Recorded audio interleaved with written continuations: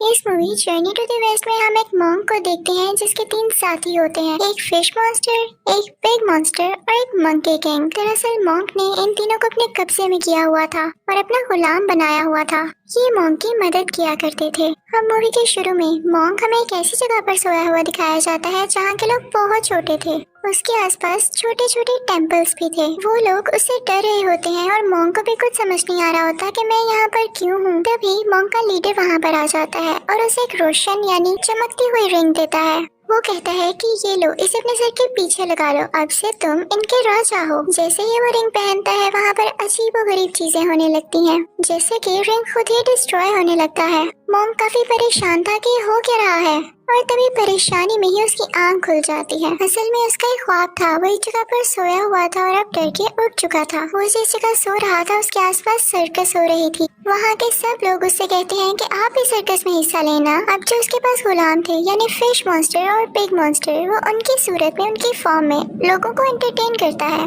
उस मॉन्स्टर को देख के एक बच्चा रोने लगता है और लोग कहते हैं कि ये कैसा मजाक है, हमें बिल्कुल मजा नहीं आ रहा। फिर मॉन्क एक दरख्त की तरफ इशारा करता है और कहता है कि देखो वहाँ पर मंकी किंग है। लेकिन वो मंकी किंग साहिब कुछ करने के बजाय दरख्त से नीचे ही गिर जाते हैं। लोग इस वजह से भी मॉन्क पर गुस्सा होते हैं और उसका मजाक उड़ाने लगते हैं कि तुम हमारे साथ क्या खेल खेल रहे हो, हमें तुम एंटरटेन करने वाले हो भी कि नहीं।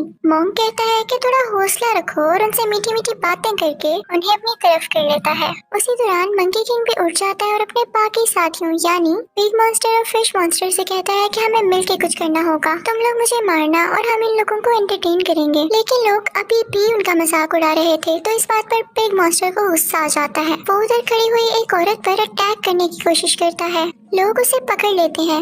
मंकी किंग भी उसे मना करता है और कहता है कि ऐसा ना करो। वो फिर भी बाज नहीं आता तब मंकी किंग उसका ध्यान बटाने के लिए पूरी सर्कस खराब करने लगता है। वो हर चीज तबाह करता जा रहा था। मॉन्क उसे मना करता है लेकिन वो उस पर ही गुस्सा हो जाता है और अब तक बहुत देर हो चुकी थी क्योंकि पूरी सर्कस डिस्ट्रॉय हो चुकी थी। मूवी की असल कहानी तो अब यहाँ से शुरू होती है जब एक औरत अपनी माँ को एक एक्सोसिस्ट के पास लाती है। उसका कहना ये था कि उसकी माँ पर किसी का साया है। उसकी हरकतें कुछ ठीक नहीं लग रही थी क्योंकि वो वहाँ पर खड़ी तो बूढ़ी औरतों को कहती है कि ये मेरी बेटियां हैं। एक्सोसिस्ट इस बात पर बहुत हैरान होता है और फिर वो बढ़ता है उसकी माँ की तरफ ताकि वो उसका भूत या उस पर जो भी साया है उसको खत्म कर सके। लेकिन बहुत कोशिश करने के बाद भी उसे ऐसी कोई चीज नजर नहीं आती। तो फिर उसे पता चलता है कि असली मॉन्स्टर तो उसकी अपनी बेटी है, यानी वो लड़की जो अपनी माँ को इसके पास लाई थी वो मॉन्स्टर में बदल जाती है। उसकी बॉडी अजीब हो गई थी। वो सब पर एक किस्म का जाला फेंकने लगती है। उसके हाथ और टांगे काफी लंबी हो गई थी जैसे वो कोई स्पाइडर हो। वहाँ पर मौजूद सब लोगों को वो मारने लगती है। फिर सीन चेंज होता है और हम मॉन्क और मंकी किंग को एक साथ देखते हैं। मॉन्क मंकी किंग की बहुत पिटाई कर रहा होता है। वो उसे कहता है कि मैं तुम्हें इसलिए मारा हूँ ताकि तुम्हें हमेशा याद रहे कि कहाँ पर क्या करना है। वो कहता है कि तुम्हारा कुछ पता ही नहीं चलता, तुम्हें जब गुस्सा आ जाए तो तुम कोई भी चीज तबाह कर देते हो। जैसे तुमने सर्कस को तबाह किया था, तुम यहाँ भी कुछ न कुछ कर सकते हो। वो उसकी जुबान खींचता है, उसे पिंच करता है, उस पर थप्पड़ मारता है। साथ ही साथ वो मंकी किंग की पूरी बॉडी को ही हिट कर रहा था। यहाँ पर हम पास्ट का भी एक सीन देखते हैं जब मंकी किंग को एक जगह पर कैद किया हुआ था। वो कई साल वहाँ पर चेन्स में बंधा रहा और कैद रहा। मंकी किंग बेचारा ख्वाब में डर जाता है और उसकी आंख खुल जाती है। तो मॉन्क कहता है कि सो जाओ, कुछ भी नहीं हुआ, मैं तुम्हारे साथ हूँ। अगले दिन हम देखते हैं कि मॉन्क को पानी चाहिए था और वो पानी की तलाश में एक घर में जाता है। उस घर में सिर्फ लड़कियां ही थी और वो भी बहुत ज्यादा। हर लड़की दूसरी लड़की से ज्यादा खूबसूरत थी। वो सब उनको देखते ही रह जाते हैं। बिग मॉन्स्टर को एक लड़की अच्छी लगने लगती है और मंकी किंग भी एक लड़की के सामने बैठ जाता है, लेकिन वो उसे तंग कर रहा होता है क्योंकि असल में वो लड़कियां कोई और क्रिएचर्स थी। वो बहुत बड़ी बड़ी स्पाइडर्स थी। मॉन्क जब ये देखता है तो वो मंकी किंग से कहता है कि तुम अपनी होश में तो हो। वो कहता है कि हम मदद मांगने आए थे और अब तुम्हारी वजह से हमें जाना होगा। लेकिन वो लड़कियां उन्हें जाने नहीं देती, अपने असली रूप में आ जाती हैं। यानी वो बड़ी बड़ी स्पाइडर्स बन चुकी थी और उन लोगों पर अटैक करने लगती हैं। वो लोग खुद को बचाते बचाते बाहर आ जाते हैं। मंकी किंग के सामने सबसे बड़ी स्पाइडर आ जाती है और वो उसी तरह उसकी जुबान खींचता है जैसे मॉन्क ने उसकी खींची थी और इस तरह से वो स्पाइडर को मार देता है। जब मॉन्क को ये पता चलता है तो वो मंकी किंग से कहता है कि तुम्हें मैनर्स कब आएंगे, तुम कब सुधरोगे। हर चीज का हल ये नहीं होता कि वो जगह तबाह कर दी जाए या अगले को मार दिया जाए। मंकी किंग चुप करके उसकी बातें सुन रहा होता है और जैसे ही वो मोंग जाता है तो पीछे से वो बोलने लगता है। अब मोंग एक खामोश जगह पर जाकर आसमान के नीचे दुआ करता है, यानी प्रे करता है कि बस गॉड, अब मुझ में इतनी हिम्मत नहीं है कि मैं सब कुछ डील कर सकूं और ये मॉन्स्टर्स भी मेरी बात नहीं मानते, मैं इनको नहीं हैंडल कर सकता, अब ये मेरे बस की बात नहीं रही है। ये सब बातें बिग मॉन्स्टर भी छुपकर सुन रहा होता है। वो सारा कुछ जाके मंकी किंग को बता देता है। मंकी किंग को तो पहले ही गुस्सा था। वो कहता है कि जब मोंग हमसे खुश ही नहीं तो हम इसको मार देते हैं, तो वो उसे मारने के लिए आगे बढ़ता है। मोंग जब ये देखता है तो उसे रिलैक्स करने के लिए कुछ पढ़ने लगता है, लेकिन इस चीज का उस मंकी किंग पर अब कोई असर नहीं होता, क्योंकि वो अब उसकी गुलामी से आजाद हो गया था। अब वो उसका मजीद गुलाम नहीं था। मोंग उसे बचते बचाते ट्रक में फंस जाता है और उसे अपने काबू में करने की कोशिश करता है, लेकिन मंकी किंग अभी भी नहीं डरता उससे। तभी आसमान से कोई तेज रोशनी निकलती है, जिसे देखकर मंकी किंग डर के वहाँ से चला जाता है। दूसरी तरफ हम देखते हैं कि फिश मॉन्स्टर अपने असली रूप में आ चुका था, यानी वो एक बहुत बड़ी और एक खौफनाक फिश बन चुका था। ये सब उन स्पाइडर से लड़ाई के बाद हुआ। फिर हम देखते हैं कि मोंग अपने तीनों साथियों को लेकर किसी दूसरे मुल्क जाता है और वहाँ की रानी और राजा से मिलता है। उस मुल्क के लोग उन्हें देख के काफी हैरान हो रहे होते हैं, क्योंकि वो अजीबोगरीब मॉन्स्टर्स थे। रानी उनका बहुत अच्छे से वेलकम करती है। फिर वो लोग राजा से मिलते हैं तो राजा उन लोगों से कहता है कि हाँ, क्या लाए हो मेरी खिदमत में, मुझे किस तरह से एंटरटेन करोगे। तो मोंग और उसके साथी कहते हैं कि हम जानते हैं एंटरटेन करना, और ये कहते ही उसके सामने अजीबोगरीब हरकतें करने लगते हैं जो कि बिल्कुल भी फनी नहीं थी। राजा को ये देख के काफी गुस्सा आता है कि ये मुझे पागल बना रहे हैं। वो उन्हें अपने महल से बाहर निकाल देता है कि ऐसी हरकतें पागल करते हैं, अपना इलाज करवाओ जाकर। मोंग जब बाहर आता है तो उसे अपनी बहुत ज्यादा इंसल्ट फील होती है। वो मंकी किंग को फिर से मारने लगता है कि तुम लोग कोई काम ढंग से नहीं कर सकते हो, और फिर उसे एहसास होता है कि वो तो खुद था जो कि अजीबोगरीब हरकतें कर रहा था। तो वो खुद को कोसने लगता है कि मैंने हर बार मंकी किंग पर ही हाथ उठाया है। वो खुद को ही मारने लगता है और कहता है कि मैं आइंदा ऐसा नहीं करूंगा। वो जाता है और मंकी किंग के आगे झुक कर उससे माफी मांगता है। मंकी किंग उसे उठाता है और कहता है कि मैंने आपको माफ किया, अब हम दोस्त हैं। वो दोनों खुश हो जाते हैं और अब मिल के कहते हैं कि हम राजा के पास दोबारा जाएंगे, उससे भी माफी मांगेंगे और फिर उन्हें अच्छा सा एंटरटेन करेंगे। वो लोग अंदर जाते हैं तो उन्हें पता चलता है कि ये तो असली राजा है ही नहीं, असली राजा को इसने कहीं गायब किया हुआ है। मंकी किंग चाहते ही उसे थप्पड़ मारने लगता है ताकि वो गुस्से में आकर अपने असली रूप में आ जाए। जैसा वो लोग चाहते थे वैसा ही होता है, वो गुस्से में आकर अपने असली रूप में आ जाता है। उसका मुंह लाल हो जाता है और उसके मुंह से आग निकलने लगती है। असल में वो एक छोटा सा रोबोट था जो कि आग फेंका करता था। वो लोग उससे बहुत फाइट करते हैं और उस दौरान महल में जितने भी लोग थे वो बाहर निकाल दिए जाते हैं।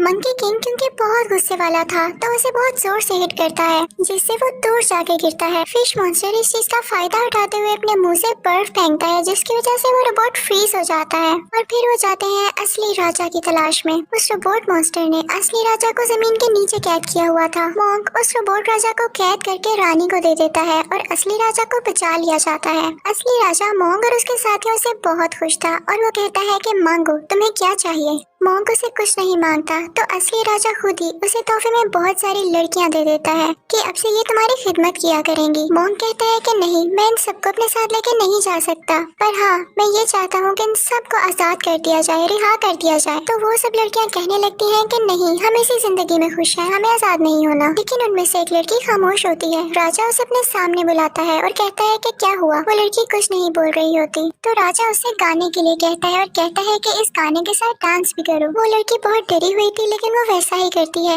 वो बहुत नाजुक और प्यारी लड़की थी। वो राजा को पसंद आने लगती है और वो उसे अपने साथ ले जाता है, ये कहकर कि अब ये मेरे साथ रहेगी। लेकिन अब मोंग को भी दुख हो रहा था कि उसने इस लड़की को अपने साथ क्यों नहीं जाने दिया, उसने इसे वापस क्यों कर दिया।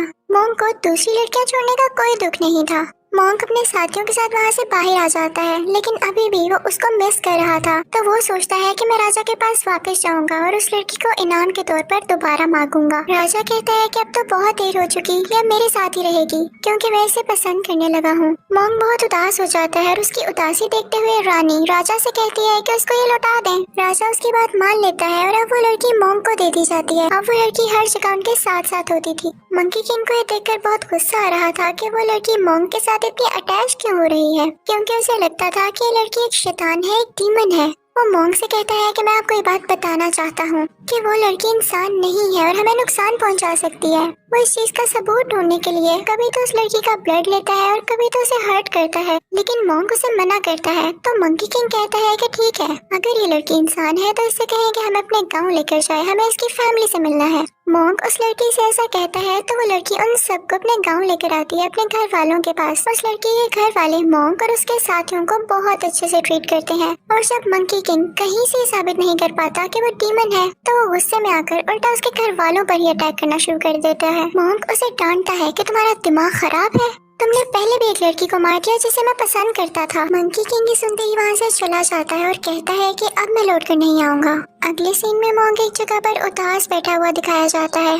तभी वहाँ पर वो लड़की आती है और उसे पूछने लगती है कि आपको क्या हुआ है। तो मॉन्क उसको उस लड़की की बातें बताने लगता है जिसे वो पसंद किया करता था। वो लड़की उसकी बातें बहुत प्यार से और ध्यान से सुन रही होती है तो मॉन्क को इसमें वही लड़की नजर आने लगती है। वो दोनों भी बातें कर ही रहे होते हैं कि वहाँ पर फिश मॉन्स्टर और पिग मॉन्स्टर आ जाते हैं और मॉन्क को बताते हैं कि मंकी किंग बहुत गुस्से में आया हुआ है, वो हर जगह फसाद फैला रहा है, हर चीज तबाह कर रहा है और तो और उसने इस लड़की के माँ बाप को भी मार डाला। अब उसका अगला शिकार है ये लड़की। वो लड़की भाग के अपने गाँव में जाती है और मंकी किंग भी उसके पीछे पीछे आ जाता है। वो उसे मारने ही वाला होता है कि तभी वहाँ पर मॉन्क भी आ जाता है। वो मंकी किंग से कहता है कि तुम्हें गलत फहमी हुई है, इस लड़की का कोई कसूर नहीं है, इसे छोड़ दो। वो लड़की मॉन्क के पीछे होती है। अब मंकी किंग मॉन्क पर ही अटैक करने आ रहा होता है। तभी वो लड़की मंकी किंग के पाँव पकड़ लेती है और कहती है कि ऐसा नहीं करो, इसको नहीं मारो। लेकिन मंकी किंग उस लड़की को हिट करता है जिससे वो दूर गिरती है और अब वो उसे मारने के लिए आगे बढ़ता है, लेकिन तभी मॉन्क बीच में आ जाता है। वो रोड सीधा मॉन्क को लगती है। तभी वो लड़की रोने लगती है और कहती है कि हाँ, मैंने बोला झूठ, मैंने छुपाया तुम सबसे कि मैं एक शैतान थी, एक डीमन थी, क्योंकि मेरे साथ मेरी जिंदगी में बिल्कुल अच्छा नहीं हुआ। कुछ आदमियों ने मेरे साथ बुरा करके मुझे मार दिया, इसीलिए अब मैंने शैतान बनने का सोचा था, लेकिन मैं बुरी नहीं हूँ। ये सुन के मंकी किंग को और भी गुस्सा आता है और वो एक बहुत बड़ा गोरिल्ला बन जाता है और इसी के साथ वो मॉन्क को निगल लेता है, उसे खा लेता है। अब वो बड़े बड़े पहाड़ों पर चढ़ने लगता है, लेकिन उसके पाँव के साथ ही वो लड़की भी थी जिसने उसका पाँव मजबूती से पकड़ा हुआ था। अब वो एक ऊंची जगह पर जाता है। वो लड़की भी उसके साथ वहाँ आ गई थी। तभी वहाँ पर वो रानी और वो रोबोटिक डीमन भी आ जाता है। रानी मंकी किंग से कहती है कि मैंने जान के इस लड़की को इधर भेजा ताकि तुम लोगों में लड़ाई हो। रानी कहती है कि मैं तो चाहती ही यही थी कि ये चीज तुम्हें गुस्सा दिलाए और तुम मॉन्क को मार डालो। अब तुम मेरे गुलाम होगे और मेरे लिए काम करोगे। तो मंकी किंग भी मॉन्क का कोई इतना भी दुश्मन नहीं था। उसने अभी तक मॉन्क को खाया नहीं था, बस वैसे ही निकला था। वो ये सुनकर मॉन्क को बाहर निकाल देता है। वो अभी तक जिंदा था। मॉन्क बाहर आकर रानी से कहता है कि क्या आप हमें बेवकूफ समझती हैं? क्या आप समझती हैं कि इस दुनिया में सिर्फ आप ही एक अक्लमंद हैं? जिस तरह आपकी प्लानिंग थी इस तरह ये हमारी भी प्लानिंग थी। मंकी किंग शुरू से ही मेरी तरफ था और ये हमारा प्लान था कि वो वहाँ से नाराज होकर जाएगा ताकि आप लोगों पर ये इम्प्रेशन पड़े कि हमारी तो आपस में ही नहीं बनती। अब उन सब में फाइट शुरू होने लगती है और वो एक दूसरे का मुकाबला करते हैं। वो पिग मॉन्स्टर और फिश मॉन्स्टर उस रोबोटिक डीमन को दोबारा से वैसे फ्रीज करके तोड़ देते हैं और अब मॉन्क और उस रानी में लड़ाई चल रही थी। रानी फौरन से पानी में जाती है और बुढ़ा का स्टैचू बाहर निकाल लाती है। मंकी किंग भी उस पर मुसलसल अटैक कर रहा था क्योंकि वो जानता था कि ये एक डीमन है और बुढ़ा एक अच्छे इंसान थे। वो अपनी पावर कभी भी एक डीमन को नहीं दे सकते। मंकी किंग अपनी स्टिक निकालता है और पानी में चला जाता है, लेकिन जैसे ही वो पानी में जाता है उससे से दो स्टैचूज और बाहर आ जाते हैं और मंकी किंग पर अटैक करने लगते हैं। मंकी किंग को समझ नहीं आ रहा होता कि बुढ़ा उस डीमन की मदद क्यों कर रहा है। वो बहुत ज्यादा जख्मी हो जाता है, लेकिन तभी एक बड़ा सा हाथ पानी से बाहर आता है जो कि रियल यानी असली बुढ़ा का था। वो उन तीनों स्टैचूज को डिस्ट्रॉय कर देता है और मंकी किंग की जान बचा लेता है। उन स्टैचूज के डिस्ट्रॉय होने के बाद वो रानी मंकी किंग के हाथ में आके गिरती है तो तब बुढ़ा की आवाज आती है कि अब सुधर जाओ। उस रानी को कुछ होने लगता है और वो अचानक से एक गोल्डन ईगल में बदल जाती है जो कि उसका असली रूप था और फिर बुढ़ा उसे अपने साथ ले जाते हैं। दूसरी तरफ हम देखते हैं कि वो प्यारी लड़की जो कि डीमन थी और मॉन्क के साथ थी, वो पूरी तरह से इंजर्ड हो चुकी थी और वो मरने ही वाली थी। तभी वो मॉन्क से कहती है कि तुम मुझे रिहा कर दो, इस दुनिया से आजाद कर दो क्योंकि मैं एक डीमन हूँ। तो मॉन्क इस दुनिया की और उसकी भलाई के लिए उसे आजाद कर देता है, जिसके बाद वो गायब हो जाती है। इस मूवी के एंडिंग सीन में हम देखते हैं कि वो चारों एक सहरा में कहीं जा रहे होते हैं। तभी मॉन्क मंकी किंग में उस लड़की को देखता है जिसे वो पसंद करता था, क्योंकि मंकी किंग के सर पर जो बेल्ट थी वो उसी लड़की की थी। वो उसे वो बेल्ट मांगता है लेकिन मंकी किंग उसे नहीं देता और इसी तरह ये लोग शरारतें करते हुए एक दूसरे से लड़ते हुए चलते रहते हैं। इसी के साथ ये मूवी भी एंड हो जाती है। Thank you for watching.